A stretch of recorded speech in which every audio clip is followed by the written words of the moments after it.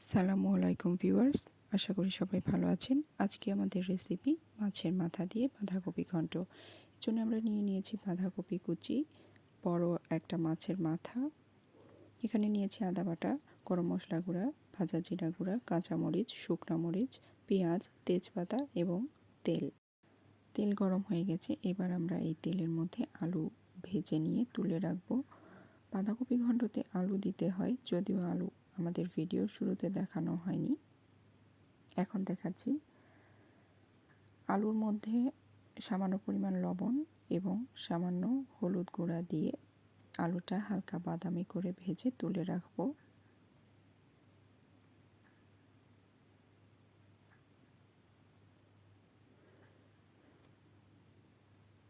আলু ভাজা হয়ে গেছে। আলু তুলে রাখার পরে এই আলু ভাজার তেলের মধ্যেই সামান্য সরিষার তেল মিক্স করব।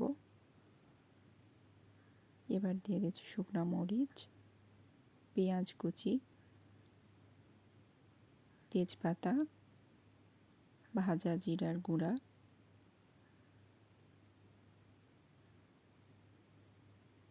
দিয়ে দিচ্ছি 5 ফোড়ন, এটা চাইলে আপনারা স্কিপ করতে পারেন। দিয়ে দিলাম আদা বাটা,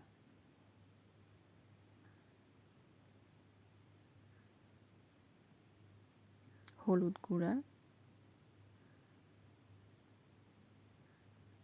যাতে পুড়ে না যায় সেজন্য সামান্য পানি দিয়ে দিলাম।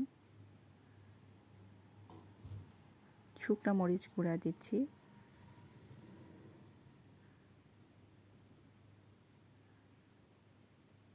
সবশেষে পরিমাণ মতো লবণ।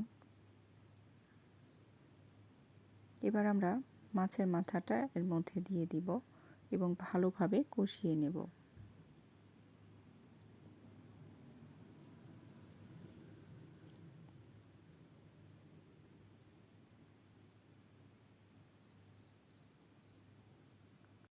মাছ কষানো হয়ে গেলে মাছ তুলে রেখে মাছ কষানোর যে মশলাযুক্ত তেল তার মধ্যেই কুচি করে কেটে রাখা বাঁধাকপি দিয়ে দিচ্ছি। যেহেতু মাছ কষানোর মশলাযুক্ত তেলে বাঁধাকপিটা দিয়েছি, তাই বাঁধাকপির মধ্যে এরপরে যে মশলাগুলো দেব সেগুলো খুবই অল্প পরিমাণে দেব। দিয়ে দিলাম লবণ, এরপর দেব হলুদ গুঁড়া, শুকনো মরিচ গুঁড়া, সয়াবিন তেল, কাঁচামরিচ ও পেঁয়াজ কুচি। তারপরে ভালোভাবে নাড়াচাড়া করে ঢাকনা দিয়ে কিছুক্ষণের জন্য ঢাকা দিয়ে রাখতে হবে।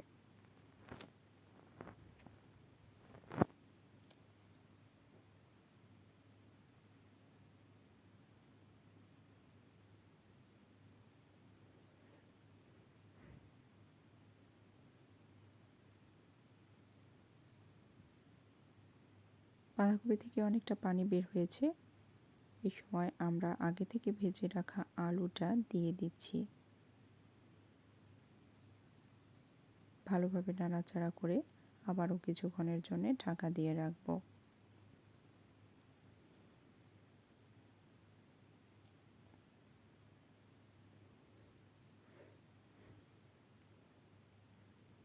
আলুটাও প্রায় সেদ্ধ হয়ে গেছে, চামচ দিয়ে আলুগুলো একটু করে ভেঙে দিচ্ছি। এর মধ্যে দিয়ে দিলাম একটা মাঝারি সাইজের টমেটো কুচি, এটা চাইলে আপনারা না দিতে পারেন, তবে টমেটো দিলে এই ঘন্টটার ফ্লেভারটা অনেক সুন্দর হয়। এবার আমরা কষিয়ে রাখা মাছটা এর সাথে অ্যাড করে দিব। মাছ দেওয়ার পরে ক্রমাগত 5 মিনিটের মতো নাড়াচাড়া করতে থাকতে হবে, কারণ মাছটা এই বাঁধাকপি আর আলুর সাথে একদম মিশে যাবে, না হলে ভালো লাগবে না। এই রান্নাটি কিন্তু অসম্ভব মজার।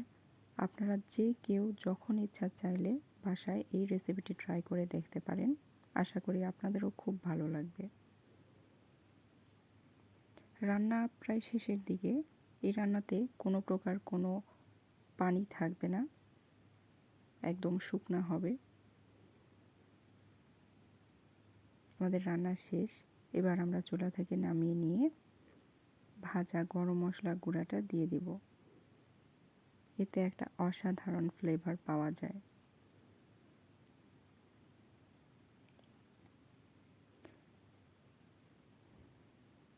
এরপরে গরম ভাতের সাথে আমাদের বাঁধাকপি ঘন্ট পরিবেশন।